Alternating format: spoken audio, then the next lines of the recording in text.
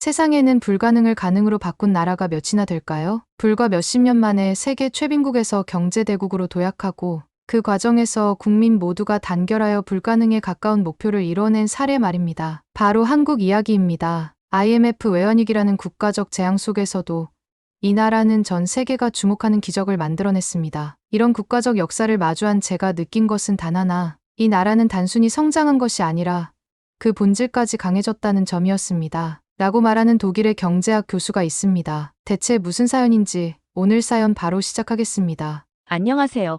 저는 볼프강 클라인입니다.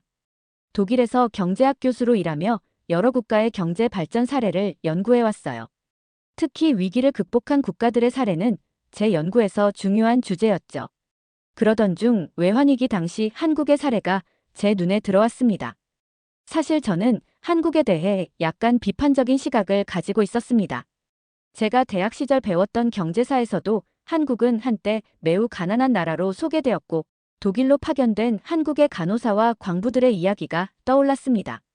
1960, 70년대 한국은 외화를 벌기 위해 수많은 젊은이들을 독일로 보내야 했습니다. 그들은 낮은 임금을 받고 힘든 일을 하며 독일 경제를 돕는 동시에 고국으로 돈을 보냈죠. 독일에서 파독 간호사와 광부라는 이미지는 한국을 경제적으로 뒤처진 나라로 기억하게 만든 요소였어요. 아시아 국가들에 대한 일반적인 편견도 한몫했어요. 독일을 포함한 유럽에서는 아시아 국가를 대체로 저임금 노동의 중심지, 개발도상국 정도로 생각하는 경향이 있습니다. 아시아 국가는 아무리 발전했다고 해도 유럽만큼은 아니겠지라는 식의 생각이 저도 모르게 자리 잡고 있었던 거죠. 한국도 그런 범주에 포함되어 있었습니다. 한국의 급격한 경제 성장에 대해서도 의심스러운 부분이 많았습니다. 독일은 오랜 기간 점진적으로 경제를 발전시켜왔습니다. 하지만 한국은 단 몇십 년 만에 경제대국이 되었다고 하니 그 성장이 과연 내실 있는 것일까? 라는 의문이 들었어요. 혹시 외형적으로만 번드르르하고 그 안은 안정적이지 못한 것은 아닐까? 하는 생각이 머릿속을 떠나지 않았습니다. 더구나 한국은 여전히 분단국가입니다. 독일도 과거 동서독으로 나뉘어 있었지만 통일을 이루며 안정된 국가로 자리 잡았죠. 하지만 한국은 여전히 북한과의 긴장 상태 속에 놓여 있습니다. 이는 한국을 불안정한 나라로 보이게 만들었고 저 역시 그런 시각을 가지고 있었습니다. 그러던 어느 날 제가 연구소에서 발표한 논문이 한국 학계에서도 화제가 되었고 한국의 한 대학교에서 강연 초청을 받았습니다. 처음에는 갈까 말까 고민했어요. 한국이 저에게 새로운 통찰을 줄 수 있을까 하는 의문이 있었거든요. 하지만 동료 교수들이 한국에 다녀온 후 한국의 경제적 기적에 대해 칭찬을 아끼지 않는 걸 보고 조금 흥미가 생겼습니다. 인천국제공항에 도착한 순간 깜짝 놀랐습니다. 살면서 이렇게 발전되고 세련된 공항은 처음 봤거든요. 특히 유럽 생활에 익숙한 제게 공항 공중화장실은 문화 충격이었어요.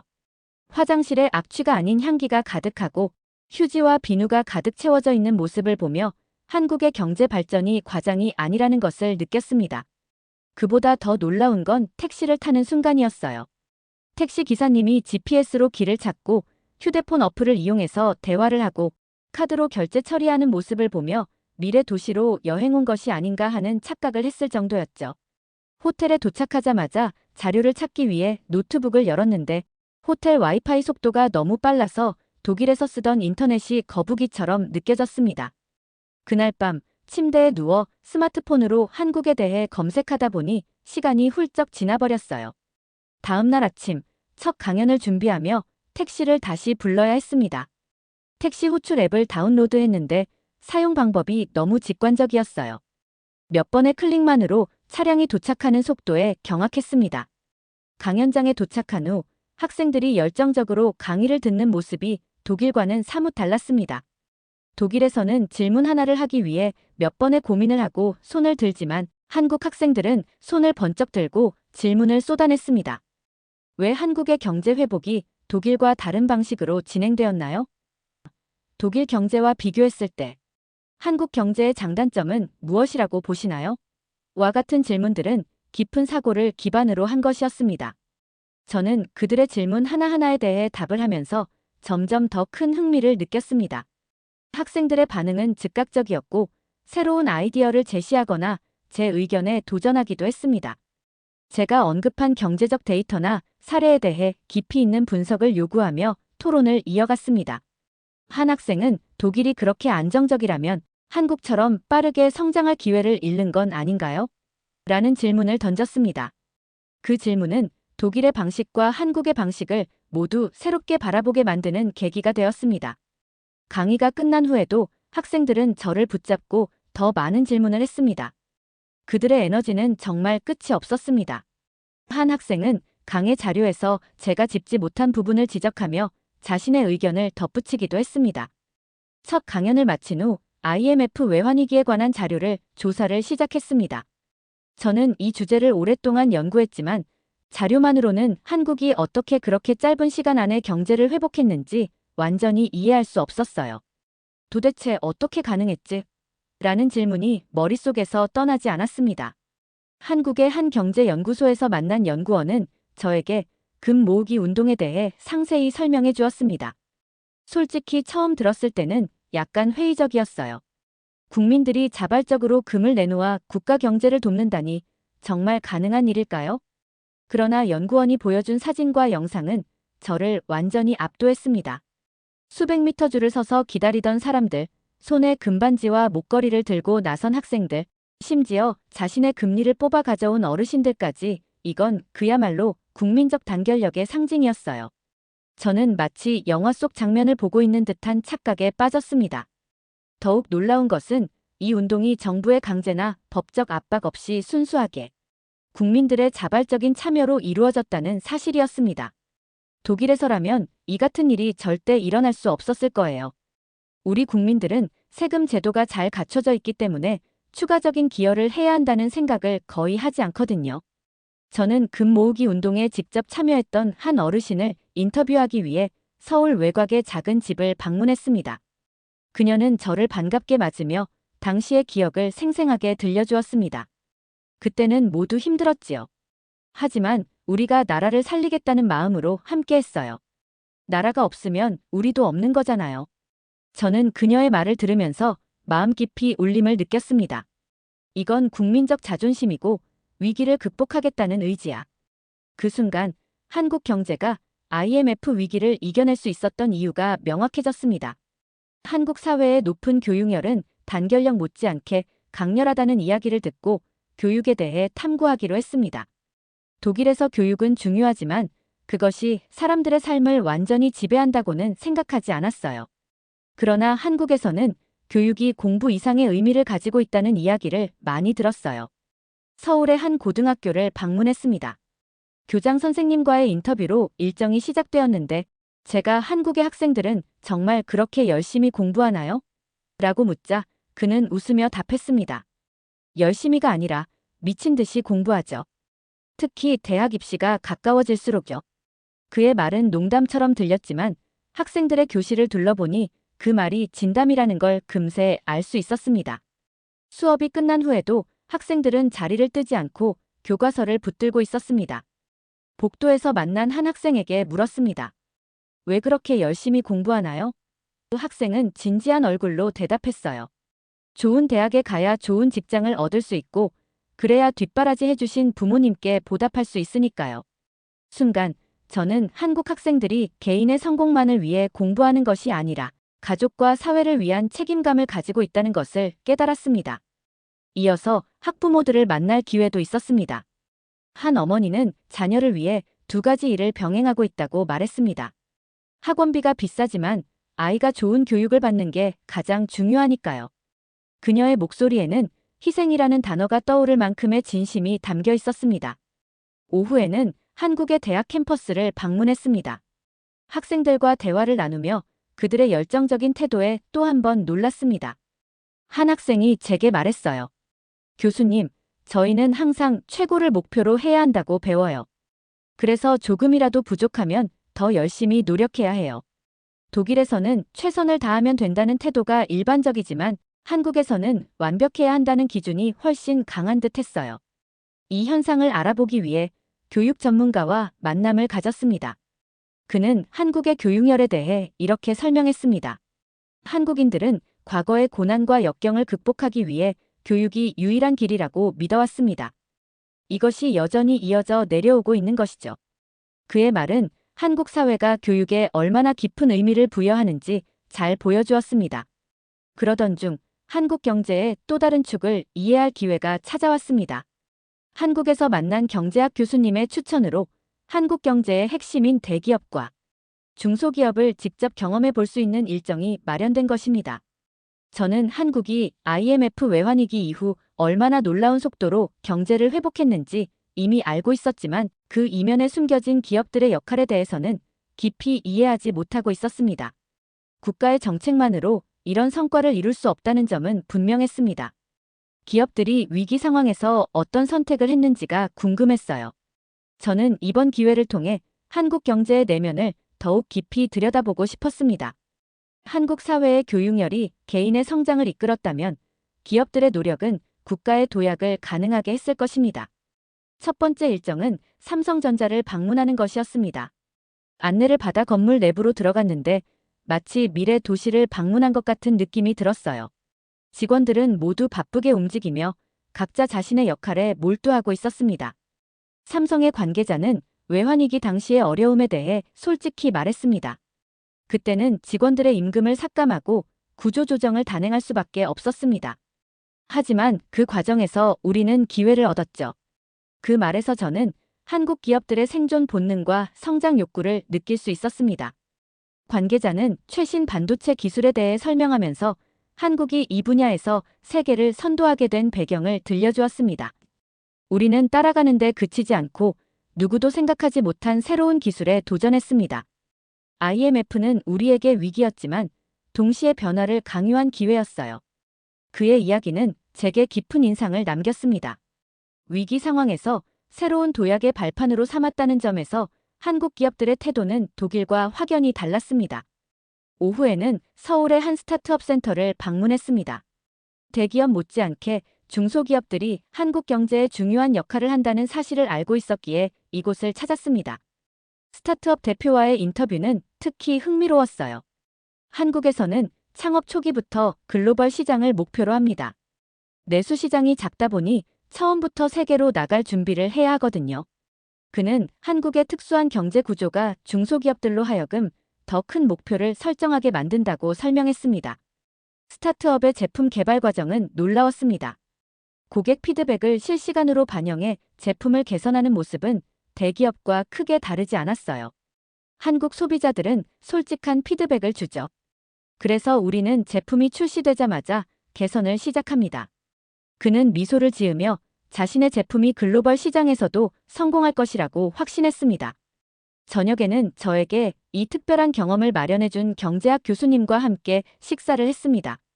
그는 한국 기업들의 혁신 비결에 대해 깊이 있는 이야기를 들려주었습니다. 한국 기업들은 실패를 두려워하지 않습니다. 오히려 위기를 새로운 도약의 기회로 삼는 특성이 있죠. IMF 외환위기 당시 대기업들은 구조조정을 단행하며 어려움을 겪었지만 기술 개발을 멈추지 않았습니다. 그 점이 한국 경제의 부활을 가능하게 한 핵심 요인입니다. 그의 말은 한국 경제의 본질을 단순하면서도 정확하게 요약한 듯 들렸습니다. 저는 그날 삼성전자와 같은 대기업이 IMF 위기를 어떻게 극복했는지 그리고 중소기업들이 글로벌 시장에서 어떻게 도약했는지를 떠올렸습니다.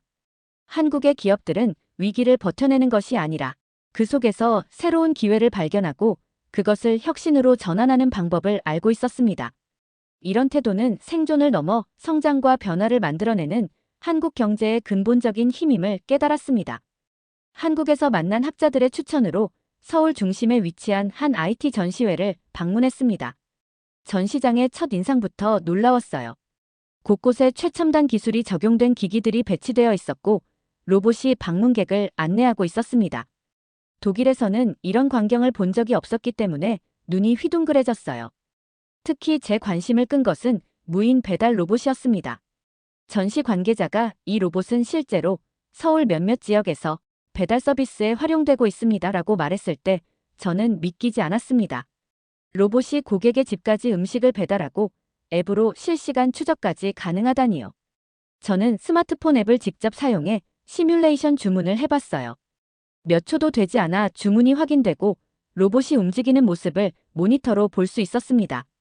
전시회를 둘러보는 중 한 부스에서 한국의 5G 기술을 소개하고 있었습니다. 관계자는 자랑스럽게 말했습니다.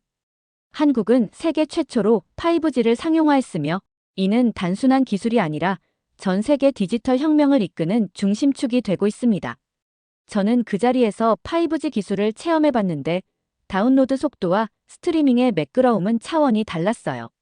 독일에서는 가끔 인터넷이 끊겨 화가 날 때가 많았는데 여기서는 그런 걱정이 필요 없었습니다. 한편 기술 발전의 이면에 있는 한국인들의 성향에 대해서도 알게 되었습니다. 대기업의 IT 담당자는 한국인은 새로운 것을 두려워하지 않습니다. 오히려 빨리 받아들이고 활용하려는 성향이 강하죠.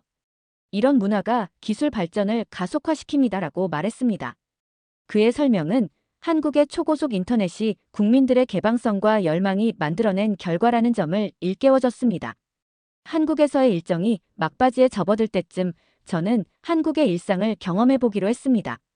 그동안 기술, 경제, 교육 등 다양한 측면을 체험하며 이 나라의 강점을 많이 느꼈지만 정작 그 속에서 살아가는 사람들에 대한 이야기는 깊이 다루지 못했거든요. 아침에 방문한 첫 장소는 서울의 전통시장이었습니다.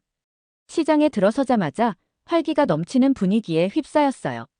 상인들의 열정적인 목소리, 물건을 흥정하는 사람들, 그리고 거리 곳곳에서 풍기는 음식 냄새까지 모든 것이 생동감 있게 느껴졌습니다.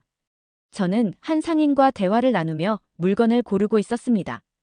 그러자 그녀가 환한 미소를 지으며 말을 걸어왔어요. 외국인이시네요. 이거 한번 맛보세요. 외국인 관광객들이 좋아하는 음식인데 떡이라는 한국 전통 음식이에요. 그녀의 친근한 태도에 잠시 놀랐지만 금세 편안한 기분이 들었습니다. 그 순간 저는 한국 사회의 한 단면을 느낄 수 있었습니다. 개인주의가 강한 독일과 달리 한국에서는 공동체 속에서 살아가는 모습이 자연스럽게 드러났습니다. 물건 하나를 사는 일조차 사람과 사람 간의 따뜻한 교감으로 이어지는 것을 경험한 순간이었어요. 저녁으로 삼겹살을 먹으러 갔습니다. 한국에서의 삼겹살 체험은 또 다른 놀라움이었어요.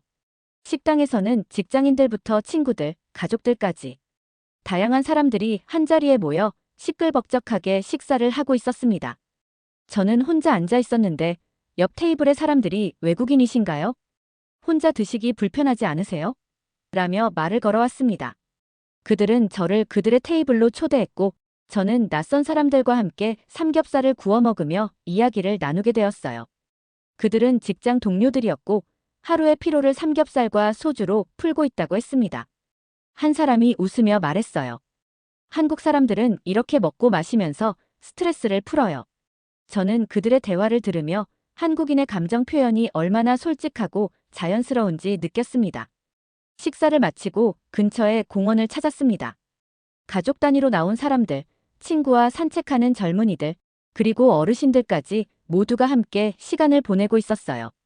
그곳에서 만난 한 남성은 저와 대화를 나누며 한국 사람들은 참 바쁘게 살지만 이렇게 쉬는 시간에는 마음껏 즐기려고 노력합니다.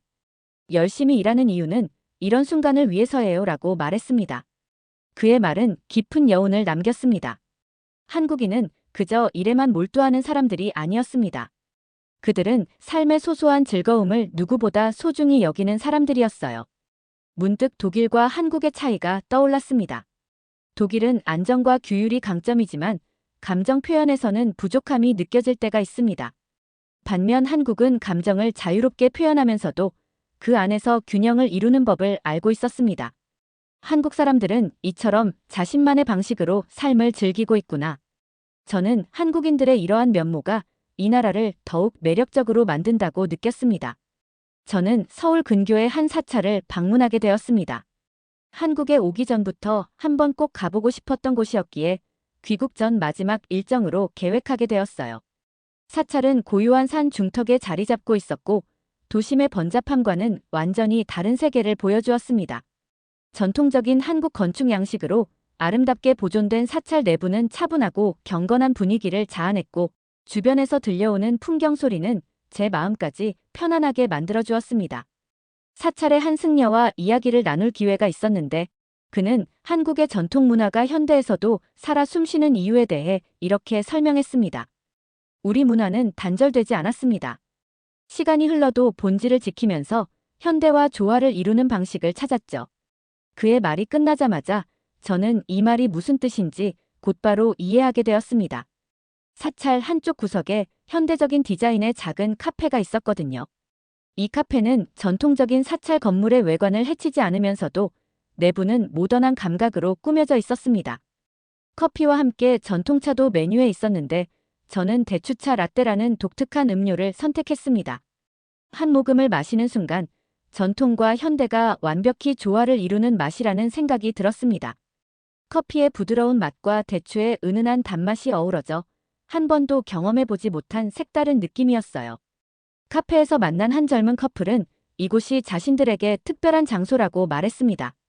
이곳은 바쁜 일상에서 잠시 벗어나 힐링하기 위해 종종 찾습니다. 그들의 말에 저는 한국이 전통을 현대 생활 속에 자연스럽게 스며들게 하는데 얼마나 능숙한지 느낄 수 있었습니다. 그날 저녁, 저는 서울의 야경을 감상하며 한국의 또 다른 면모에 감탄했습니다.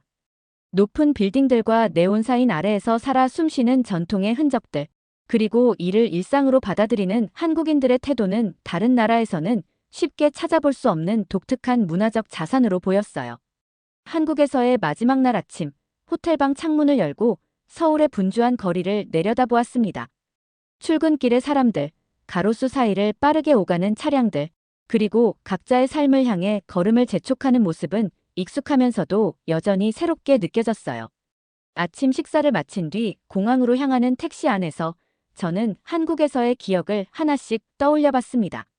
IMF 외환위기 당시 한국인들이 보여준 놀라운 단결력, 전 세계 기업들이 주목하는 까다로운 소비자들의 피드백 문화, 그리고 기술 강국으로서의 한국이 가진 힘. 하지만 그 무엇보다도 가장 인상 깊었던 것은 한국인들의 삶의 방식과 감정의 조화였습니다. 공항에 도착하기 전, 저는 택시 기사님과 짧은 대화를 나누었습니다. 기사님은 한국인들의 나라를 사랑하는 마음과 국가에 대한 자부심은 세계 최고조라고 말하며 미소 지으셨습니다. 그의 말은 한국에서 제가 직접 체험한 모든 것을 함축적으로 표현한 것 같았어요. 비행기에 올라 자리에 앉자 창밖으로 보이는 인천국제공항의 모습이 마치 한 편의 예술처럼 느껴졌습니다. 이 나라는 어떻게 이토록 짧은 시간에 세계를 놀라게 할 수 있었을까? 라는 질문이 다시 떠올랐습니다. 물론 이 질문의 답을 완벽히 이해했다고 말할 수는 없었습니다. 하지만 적어도 제가 경험한 바로는 단결력, 도전 정신, 그리고 사람 중심의 문화가 그 답의 중요한 부분을 차지한다는 것을 깨달았어요. 비행기가 독일의 땅에 가까워질수록 제 마음은 묘한 감정으로 가득 찼습니다. 고국으로 돌아가는 안정감이 들었지만 다른 한편으로는 한국에서 느꼈던 그 열정과 에너지가 그리워질 것 같았어요. 프랑크푸르트 공항에 도착한 순간 저는 가슴속에 커다란 불씨가 남아있음을 느꼈습니다. 한국에서 배운 단결력, 혁신, 그리고 사람 중심의 문화는 제게 감동을 넘어 새로운 깨달음을 안겨주었습니다. 저는 앞으로 강의실에서 학생들에게, 연구소에서 동료들에게 한국의 이야기를 전하며 이 나라의 정신을 독일인들도 배울 수 있게 가르치려고 합니다. 한국에서의 시간은 제가 바라보는 세계를 조금 더 넓혀주었고 제 안에 새로운 에너지가 생겼어요. 앞으로도 저는 한국이라는 나라가 어떤 새로운 모습을 보여줄지 기대하며 지켜볼 것입니다. 두 번째 사연 시작합니다. 트럼프는 한국의 국적법과 국가 정체성 유지 방식을 강하게 부러워하고 있습니다. 그는 미국도 한국처럼 단단한 원칙을 세워야 한다며 한국의 모델을 본보기로 삼아야 한다고 주장했습니다. 라고 말하는 정책연구원이 있습니다. 대체 무슨 사연인지 오늘 사연 바로 시작하겠습니다. 안녕하세요. 저는 켈리안 하퍼입니다. 미국 보수 싱크탱크 헤리티지 재단에서 일하는 정책연구원으로 주로 이민 정책과 관련된 보고서를 작성합니다. 하지만 이번 임무는 조금 다릅니다. 트럼프 캠프의 요청으로 한국에 가서 혈통주의 국적법을 조사해 보고서를 제출하라는 임무를 받았습니다. 사실 제가 한국에 대해 아는 것은 김치, K-팝, 그리고 몇 년 전 터졌던 BTS 정도가 전부였었죠. 한국이 무슨 중요한 교훈을 줄 수 있지? 솔직히 의아했습니다. 임무를 받던 날, 캠프에서 트럼프가 남긴 메시지를 전달받았습니다. 한국처럼 국적 부여를 엄격히 관리하면 미국도 복지 남용 문제를 해결할 수 있다. 우리가 이 모델을 도입해야 한다는 것을 증명해줘야 해. 트럼프 특유의 강경한 어조와 결단력은 저를 긴장시키기에 충분했습니다. 한편으로는 도전 정신도 자극됐습니다. 보고서를 준비하면서 한국의 혈통주의가 부모 중 한 명이라도 한국 국적을 가져야만 자녀가 한국 국적을 가질 수 있다는 것을 알게 되었어요. 이 제도는 미국에서는 상상조차 하기 어려운 폐쇄적이고 제한적인 체계처럼 보였죠. 동료들에게 제 의견을 털어놓자 한 동료가 이렇게 말했습니다. 한국은 폐쇄적인 국가야. 문화적으로 단일 민족을 중요시하고 이민자에 대해 배타적인 태도를 취하는 거지. 그게 경제적 성공의 비결이라고 말하는 사람도 많지만 미국에서는 절대 통하지 않아. 그 말에 저는 고개를 끄덕였습니다. 그러나 제 상사는 저에게 더 충격적인 정보를 전해주었습니다. 트럼프가 한국 모델을 강하게 부러워하고 있다는 사실이었죠. 트럼프는 한미 정상회담에서 혈통주의 국적법에 대한 설명을 듣고 깊은 인상을 받았다고 했습니다. 한국은 복잡한 다문화 사회로 전환 중이지만 다른 혈통주의 국가들과 비교했을 때 국민 정체성을 강하게 유지하고 있어. 미국도 이런 원칙을 배울 필요가 있다라는 그의 말은 트럼프 캠프 전체를 들썩이게 만들었고 결국 저에게 이 임무가 떨어진 겁니다. 출발을 준비하면서 저는 솔직히 내키지 않았습니다. 미국과 비교할 때 한국은 너무 작고 고립된 나라처럼 느껴졌거든요. 왜 우리가 그 작은 나라에서 무언가를 배워야 하지? 라는 질문이 머릿속을 떠나지 않았습니다. 비행기를 타기 전 트럼프 캠프의 또 다른 멤버와 대화를 나누게 되었는데 그는 이렇게 말했습니다. 한국이 전쟁 이후 얼마나 빠르게 경제대국으로 성장했는지 알고 있어. 미국이 아무리 큰 나라이지만 지금은 배울 수 있는 게 많아. 특히 국적법 같은 부분에서. 그 말은 저를 조금 자극했습니다. 제가 보고서를 잘 작성한다면 트럼프 캠프와 헤리티지 재단 내에서 더 큰 영향력을 발휘할 기회가 생길 수도 있을 것이라는 생각이 들었어요. 그러나 한 가지는 확실했습니다. 이번 임무는 트럼프의 재선을 위한 중요한 전략적 과업이었죠. 저는 제 자신에게 약속했습니다. 한국에서 무엇을 배우든 간에 냉철하고 객관적인 시각으로 조사하고 돌아올 거야. 감정에 휘둘리지 않고 철저히 분석적인 태도로 접근할 거야. 비행기에서 내리는 순간 저는 솔직히 예상치 못한 혼란에 빠졌어요.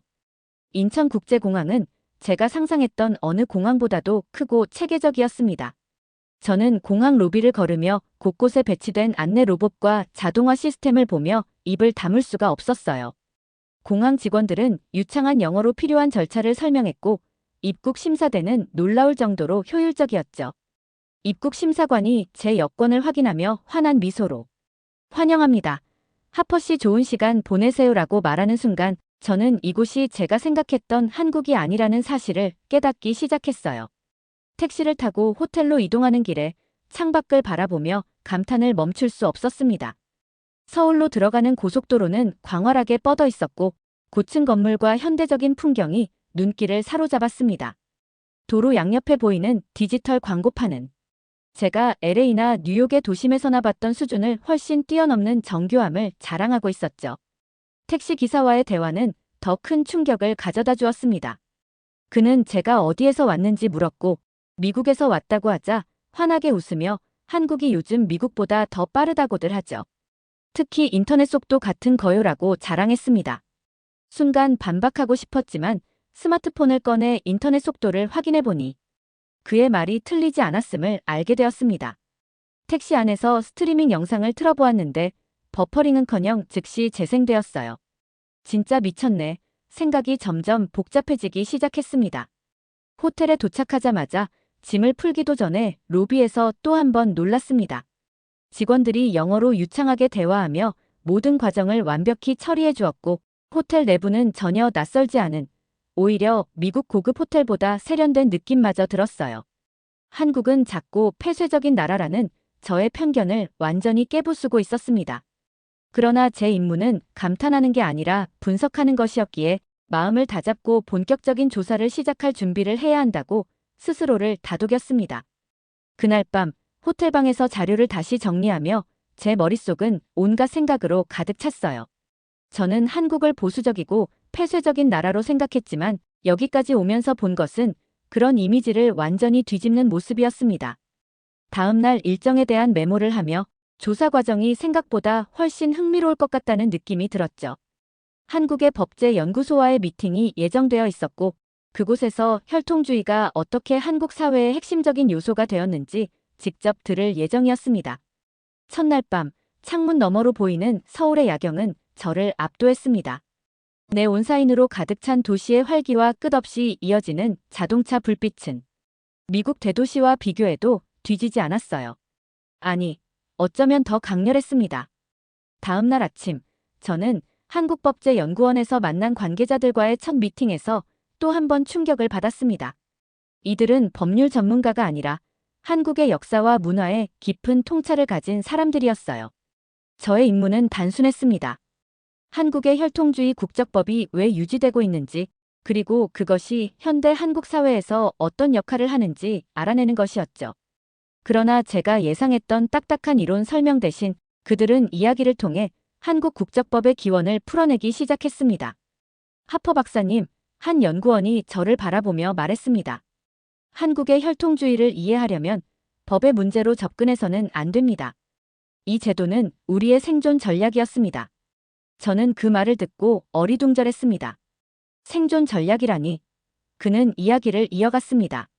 임진왜란, 병자호란, 일제강점기, 그리고 한국전쟁까지 우리는 너무나 많은 위기를 겪었습니다. 수없이 침략당하고 분단되고 정체성을 위협받아왔죠. 혈통주의는 우리가 그 모든 혼란 속에서도 한국인으로서의 정체성을 유지할 수 있는 마지막 방어선이었습니다. 그의 설명은 제가 이 제도를 바라보는 관점을 흔들었습니다. 저는 이 제도를 구시대적인 잔재로만 보았지만 그들에게는 이것이 국적법 이상이었던 것입니다. 한국은 외세의 침략 속에서 문화를 빼앗기고 심지어 민족의 정체성마저 흔들린 역사를 가지고 있었습니다. 단순히 부모의 국적을 따지기 위한 기준이 아니라 민족 정체성을 지키기 위한 필사적인 노력의 산물이었죠. 이어진 대화에서 한국의 다문화 사회로의 전환에 대한 이야기도 나왔습니다. 연구원들은 한국도 변화하고 있습니다. 다문화 가정이 늘어나고 있고 우리 역시 새로운 도전에 직면하고 있죠. 하지만 혈통주의는 여전히 우리의 정체성을 유지하는 데 중요한 역할을 합니다라고 설명했습니다. 그 말에 저는 조금 혼란스러웠습니다. 그러니까 한국은 다문화 사회로 나아가면서도 혈통주의를 포기하지 않겠다는 건가요? 제가 묻자 다른 연구원이 미소를 지으며 대답했습니다. 그렇습니다. 우리는 전통과 현대를 조화롭게 유지하려 합니다. 혈통주의는 우리의 문화와 정체성을 지탱하는 뿌리 같은 것입니다. 그들의 설명은 매력적이었지만 저는 여전히 완전히 납득하지 못했습니다. 미국 같은 다문화 국가에서는 차별로 비춰질 가능성이 높습니다. 이런 제도가 여전히 필요한 이유가 무엇인가요? 제 질문에 연구원들은 동의하면서도 한국 사회의 특수성을 이해해야 한다고 강조했습니다. 우리는 수천 년 동안 단일 민족으로 살아왔습니다. 갑작스러운 변화를 요구하기는 어렵습니다. 혈통주의는 차별의 도구가 아니라 우리가 겪어온 역사적 상처를 극복하는 과정에서 자연스럽게 형성된 체계입니다. 그들의 논리에 설득되는 동시에 저는 미국의 입장에서 이 제도를 어떻게 바라봐야 할지 고민이 깊어졌습니다. 한국은 그들의 역사와 문화 속에서 법을 발전시킨 것입니다. 미국과는 근본적으로 다른 접근 방식이었죠. 미팅이 끝난 후 저는 한국법제연구원을 나서며 복잡한 감정에 사로잡혔습니다. 한국의 제도는 미국의 이민 문제와 직접적으로 연결되기 어려운 면이 많았어요. 하지만 한 가지는 분명해 보였습니다. 이 제도는 배타적이라고 치부할 수 없는 매우 깊은 역사적 뿌리를 가진 시스템이라는 것입니다. 택시를 타고 창밖으로 스쳐 지나가는 서울의 현대적인 풍경과 전통적인 건축물들을 보며 저는 한 가지를 깨달았습니다. 한국은 과거에 머물러 있는 나라가 아니었어요. 오히려 과거와 현재를 끊임없이 조화시키는 복잡하면서도 독특한 사회였습니다. 이날 밤 호텔로 돌아와 다시 자료를 정리하며 보고서의 방향성을 고민했습니다. 트럼프 캠프가 원하는 건 한국의 모델을 복사하는 것이었지만 그 이상을 제안해야 할 필요성을 느끼기 시작했습니다. 한국의 혈통주의는 그들의 역사, 문화, 그리고 국민성에 깊이 뿌리내린 제도였으니까요. 그것이 미국에서 그대로 통할지는 여전히 의문이었지만 적어도 이 제도를 보수적이거나 배타적이라고 비난할 수는 없다는 확신이 들기 시작했어요. 한국의 법제도는 우리가 생각했던 것보다 훨씬 복잡하고 훨씬 인간적이었죠. 한국법제연구원에서의 미팅을 마치고 난 후 다음 일정은 한국의 주요 기업들, 특히 그들의 기술과 혁신의 비결을 탐구하는 것이었습니다. 국적법은 사회적 틀일 뿐이다. 진정한 힘은 산업과 경제에서 나오는 것이다. 트럼프 캠프에서 자주 들었던 말이 떠올랐습니다. 하지만 한국의 경제를 직접 경험하기 전까지는 그 말이 얼마나 의미 있는지 알지 못했어요. 첫 번째로 방문한 곳은 삼성전자 본사였습니다. 한국의 경제 성공 모델을 조사하기 위해 한국 기업 측과 사전 협의를 진행했으며 비공식적인 초청을 통해 방문이 성사되었죠. 경기도에 위치한 이 거대한 캠퍼스는 마치 소규모 도시 같았습니다. 안내를 맡은 직원은 유창한 영어로 삼성의 역사와 최신 기술에 대해 설명했는데 그의 발표는 회사의 성공을 자랑하는 것이 아니라 한국의 경제적 부흥을 상징적으로 보여주는 듯 했습니다. 저는 직접 최신형 스마트폰과 가전제품의 생산 과정을 지켜보며 그들이 세계적인 기술을 어떻게 만들어내는지 목격했어요. 이 모든 것이 1950년대 폐허에서 시작되었다고요? 저는 믿을 수 없다는 표정으로 질문했습니다. 직원은 고개를 끄덕이며 말했습니다. 전쟁 이후 우리는 거의 모든 것을 잃었습니다. 하지만 우리는 다시 일어서기로 결심했죠. 기술과 산업은 우리의 재건 과정에서 가장 중요한 부분이었습니다. 그의 말은 자부심에 가득 차 있었죠. 저는 순간 트럼프 캠프에서 왜 하필 한국의 모델을 배우려 했는지 이해하게 됐습니다. 한국은 경제적 성공을 넘어 국가적 회복력과 창의성을 보여주고 있었으니까요. 삼성에 이어 현대자동차의 공장을 방문했을 때 또 다른 차원의 놀라움을 경험했습니다. 전기차 조립 라인을 둘러보았는데 이곳에서는 친환경 기술과 첨단 로봇이 조화를 이루고 있었습니다. 가이드가 설명했습니다. 우리는 기술 개발에서 시장을 선도하려고 합니다. 한국이 기술에서 선두를 지킬 수 있는 이유는 바로 이런 도전 정신에 있습니다. 특히 제게 인상 깊었던 부분은 한국의 기업들이 기술적 혁신에만 집중하는 것이 아니라 국가의 경제 발전에 공헌한다는 강한 사명감을 가지고 있다는 점이었어요. 저는 이런 점이 미국과 다르게 느껴졌습니다. 미국 기업들은 종종 글로벌 시장에서의 경쟁력을 최우선시하지만 한국 기업들은 기술과 경제의 발전이 국가 전체의 성장을 대표한다고 믿는 듯 했습니다. 하지만 이런 성공의 배경에 혈통주의 국적법이 어떤 식으로 작용했을까? 의문을 품었습니다. 그러던 중 한 현대차의 고위 관계자가 흥미로운 말을 했습니다. 우리는 우리의 정체성과 민족적 단결을 유지하며 동시에 글로벌 시장에서 경쟁합니다. 이 두 가지가 상충된다고 생각되겠지만 우리는 그것을 조화롭게 만드는 법을 배웠습니다. 그의 말은 의미심장했습니다. 한국 사회 전체가 하나의 목표를 향해 일치단결했기 때문이라는 점을 암시하고 있었죠. 공장 투어를 마치고 나오며 깊은 생각에 빠졌습니다. 한국은 민족적 정체성과 경제적 성공을 동시에 유지하는 희귀한 사례였어요. 미국이 한국의 혈통주의를 도입하고 싶어하는 이유가 조금 더 분명해졌습니다. 단순히 국적법을 바꾸는 것이 아니라 미국의 다문화적이고 분열된 사회에 통합의 메시지를 전달하기 위한 도구로 삼으려는 의도가 있는 것이었습니다. 마지막으로 한국 기업들이 보여준 가장 큰 강점은 그들의 미래를 준비하는 자세였습니다. 저는 방문했던 회사들에서 공통적으로 혁신이라는 단어를 들었어요. 삼성의 한 연구원은 저에게 이런 말을 했습니다. 한국의 과거가 힘들었던 만큼 우리는 미래를 더 강하게 만들어야 한다고 믿습니다. 기술은 우리의 가치를 세계에 알리는 도구입니다. 호텔로 돌아가는 길, 저는 한국의 기업들이 성공적인 비즈니스 모델을 넘어 한국이라는 나라 자체를 상징하고 있다는 것을 실감했습니다. 국민 모두가 하나의 방향으로 나아가는 힘, 그리고 그들이 지닌 정체성에 대한 자부심에서 나오는 것이었습니다. 저는 그 다음 일정으로 서울대학교에서의 학자들과의 간담회에 참석했습니다. 간담회는 서울대학교 사회학과와 경제학과 교수들, 그리고 몇몇 역사학자들과 함께 진행되었습니다. 저는 테이블에 앉아 있었지만 여전히 한국의 혈통주의가 어떻게 현대적 사회에서 유효할 수 있는가? 라는 의문에 대해 명확한 답을 찾고 싶었습니다. 그런데 교수들의 이야기를 듣는 순간 제 질문은 예상치 못한 방식으로 풀리기 시작했습니다. 하퍼 박사님, 한 교수님이 말을 꺼냈습니다. 우리는 법 이상의 정신적 기반을 가지고 있습니다. 한국의 성공은 정이라는 개념에서 시작되었다고 할 수 있죠. 그 말을 듣고 살짝 어리둥절했습니다. 정. 이 낯선 단어가 한국 사회의 모든 것을 설명할 수 있을까? 그들은 이 단어가 인간관계에서 느껴지는 감정을 넘어 한국인의 협력과 단결을 가능하게 만든 원동력이라고 설명했습니다. 우리는 전쟁과 가난을 이겨냈습니다. 하지만 그것은 경제적 목표 때문이 아니라 서로를 향한 신뢰와 연대감 때문이었습니다. 다른 교수님이 이야기를 이어갔습니다.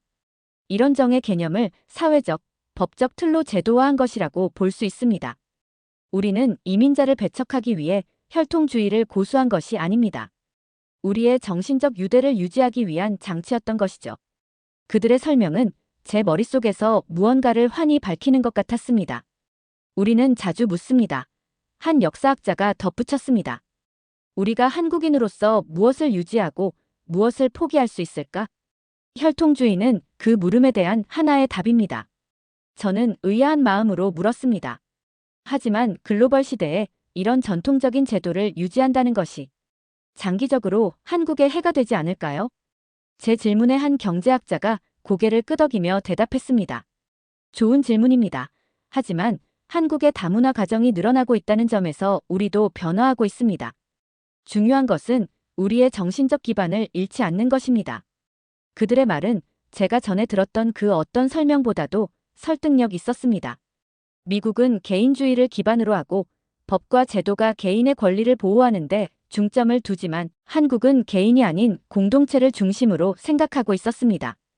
그날 간담회가 끝난 뒤 저는 교수님들과 함께 전통적인 한국식 식사 자리에 초대되었습니다.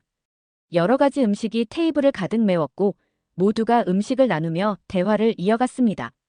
저는 그 자리에서 한국 문화의 본질을 조금 더 이해할 수 있었어요. 모든 것이 공유되고 모두가 서로를 배려하는 모습은 미국의 개별화된 식사 문화와는 전혀 달랐습니다.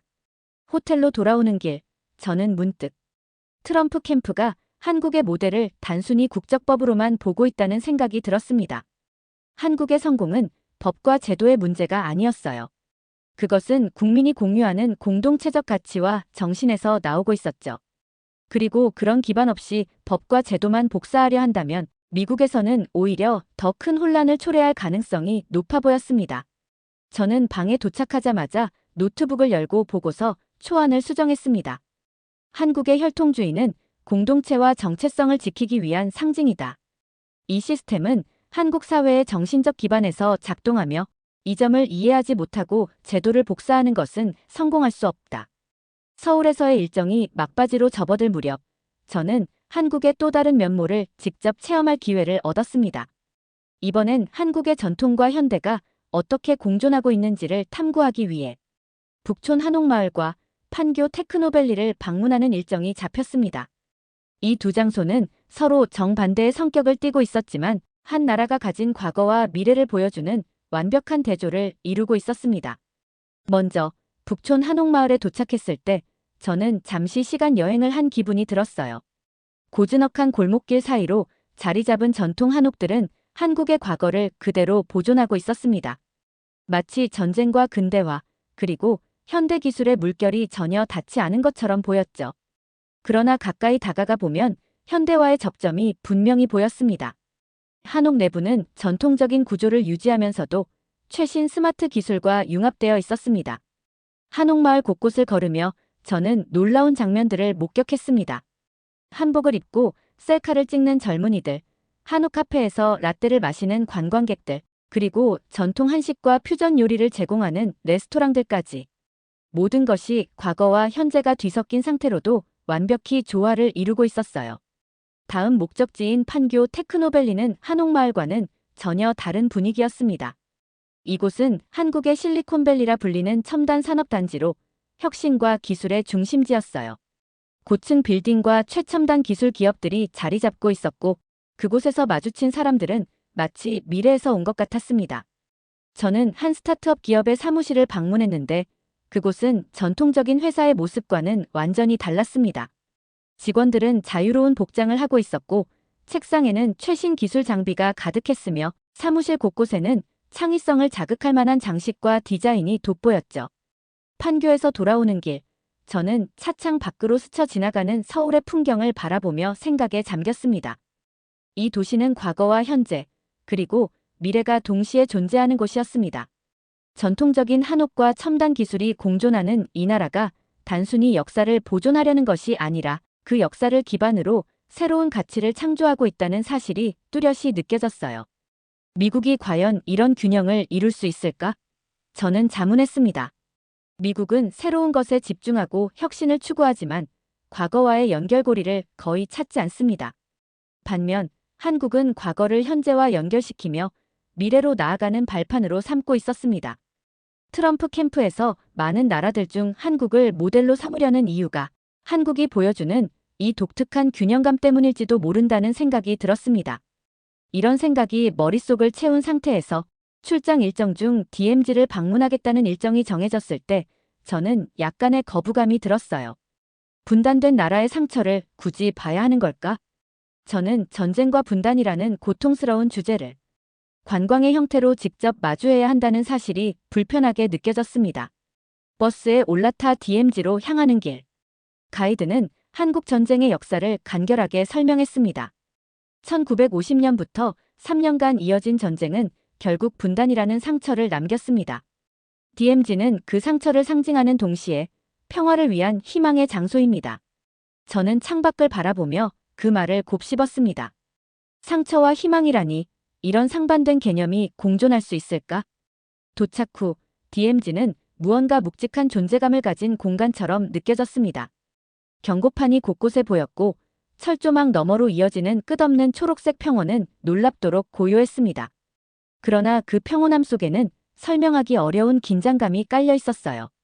이곳이 전쟁의 최전선이었고 여전히 평화협정이 체결되지 않은 분단 국가의 현실입니다. 가이드의 말이 무겁게 다가왔습니다. 전망대에서 망원경으로 북쪽을 바라보며 어딘가 허탈한 기분이 들었어요.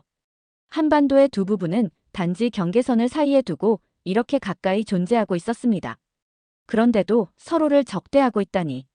저는 미국의 분열적인 정치 상황과 비교하지 않을 수 없었습니다. 우리도 사실 이런 분단의 위험에서 멀리 떨어져 있지 않겠구나 하는 생각이 문득 스쳤습니다. 그러던 중 가이드가 DMZ 평화공원을 소개하며 말했습니다. 이곳은 한국이 평화를 꿈꾸는 공간입니다. 그는 설명을 이어갔습니다. 한국은 전쟁을 기억하면서도 그것에만 매달리지 않습니다. 우리는 미래를 생각합니다. 그래서 이 DMZ를 경계선이 아니라 통일과 평화의 가능성을 상징하는 곳으로 보려 합니다. 그의 목소리에는 진심이 묻어 있었습니다. 마지막으로 판문점 방문이 이어졌습니다. 푸른 건물과 대치 중인 군인들이 눈에 들어왔습니다. 저는 군인들의 날카로운 눈빛과 정확한 자세를 보며 이곳이 여전히 현재 진행 중인 현실이라는 것을 실감했습니다. DMZ를 떠나는 길, 버스 안에서 한 한국인 방문객이 들려준 이야기가 머릿속에 맴돌았어요. 그는 자신의 아버지가 한국 전쟁 참전 용사였다고 했습니다. 아버지는 저에게 항상 말씀하셨죠. 우리가 이 나라를 다시 일으켜 세우기 위해 얼마나 많은 희생을 감내해야 했는지. 그래서 저는 이곳을 올 때마다 우리나라가 어디에서 왔고 어디로 가야 하는지 생각하게 됩니다. 이 이야기를 듣는 순간 저는 한국이라는 나라가 전쟁과 분단의 상처를 견뎌낸 것이 아니라 그 상처를 자신들의 힘으로 승화시켰다는 것을 깨달았습니다. 한국에서의 마지막 날 아침, 저는 호텔 창밖을 바라보며 이번 여정에서의 모든 경험을 떠올렸습니다. 처음 한국에 도착했을 때만 해도 저는 이 나라를 하나의 작은 실험실로만 바라보고 있었습니다. 혈통주의 국적법이라는 어찌 보면 구시대적인 제도가 어떻게 현대사회에 여전히 적응하고 있는지 알아보기 위해 방문했을 뿐이었죠. 그러나 지금 저는 완전히 다른 감정을 안고 있었습니다. 이 나라는 깊은 역사와 현대적 가치, 그리고 국민들의 강인한 정신이 하나로 융합된 독특한 존재였습니다. 한국에서의 경험은 제 사고방식의 많은 부분을 바꾸어 놓았어요. 특히 제가 준비 중이던 보고서의 방향은 전적으로 수정이 필요했습니다. 법적 구조를 평가하는 데서 멈추는 것이 아니라 그 배경에 깔린 정신적 토대와 문화적 유산을 이해해야만 이 보고서가 의미를 가질 수 있다는 것을 깨달았기 때문입니다. 공항으로 가기 전 마지막 일정은 서울의 한 시민단체와의 비공식 간담회였습니다. 이 단체는 한국의 다문화 가정과 이민자들이 한국 사회에 적응하도록 돕는 일을 하고 있었어요. 대표는 대화 도중 제게 중요한 질문을 던졌습니다. 하퍼 박사님, 미국은 과연 이민자 문제를 한국처럼 해결할 수 있을까요?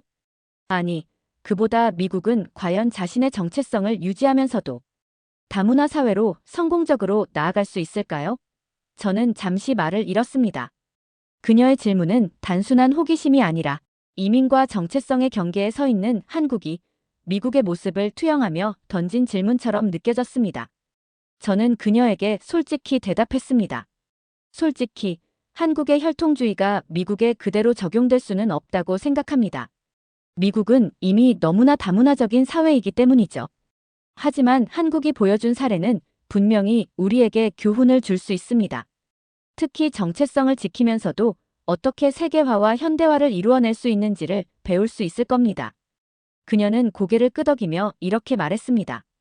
우리는 다문화 가정이 늘어나고 있고 우리 자신도 변화의 과정을 겪고 있습니다. 하지만 중요한 것은 우리가 우리의 본질을 잃지 않는 것입니다. 정체성을 지킨다는 건 변화를 거부한다는 뜻이 아닙니다. 오히려 변화를 준비하는 기반을 마련하는 것이죠. 그 말은 한국에서 제가 경험했던 모든 것을 요약하는 한 문장이었습니다. 인천공항에 도착해 출국 심사를 받으며 저는 처음 한국에 도착했던 순간을 떠올렸습니다. 그때와는 완전히 다른 감정이 제 안에 자리 잡고 있었습니다. 비행기 안에서 보고서 초안을 열었습니다. 이제는 마지막 결론을 작성할 차례였죠. 저는 이렇게 적었습니다. 한국의 혈통주의는 그 자체로 완벽한 제도가 아닐지도 모른다. 그러나 이 제도는 한국이 겪어온 역사적 아픔과 이를 극복하고자 하는 민족적 의지에서 비롯된 산물이다. 미국이 이 제도를 단순히 복사해 적용하려는 시도는 실패할 가능성이 높다. 하지만 이 제도가 지닌 근본적인 가치를 이해한다면 미국은 자신만의 방식으로 정체성을 강화하고 불법 이민 문제를 해결하는 새로운 길을 모색할 수 있을 것이다. 그 순간 저는 비로소 확신했습니다. 한국은 자신들의 방식으로 과거와 현재, 그리고 미래를 연결하며 세계의 하나의 사례로 남을 만한 독특한 이야기를 써 내려가고 있었습니다. 저는 미국으로 돌아가서 한국의 혈통주의 모델을 복사하려는 보고서를 작성하지 않을 것입니다. 대신 이 제도가 한국에서 어떻게 그들의 정체성과 연결되어 있는지를 명확히 하고 미국이 이 정신을 통해 배울 수 있는 점을 제안할 것입니다. 법은 조항의 나열이 아니라 사람들의 정신과 문화에 뿌리를 두고 있다는 것을 한국은 제게 보여주었습니다. 오늘 사연이 재미있으셨다면 구독과 좋아요, 알림 설정까지 부탁드립니다. 더 재미있는 사연으로 돌아오겠습니다. 이상 감동탐험이었습니다.